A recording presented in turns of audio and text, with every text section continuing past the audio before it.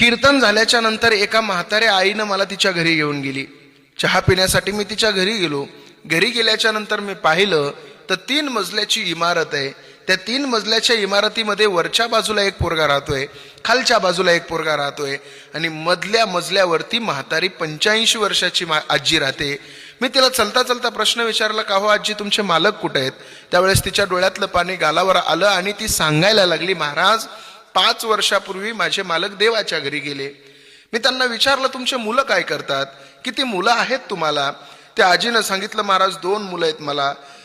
एक मुलगा डॉक्टर आहे माझा, तो खाली राहतोय. एक मुलगा इंजिनियर आहे महाराज माझा, तो वरी राहतोय.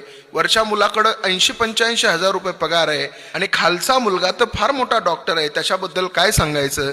चालता चालता त्यांना म्हणलं, का हो आजी, मग तुम्ही एक तर वरच्या पोराकडे राहायचं नाही तर खालच्या पोराकडे राहायचं ना, असं मध्ये का बरं राहता तुम्ही?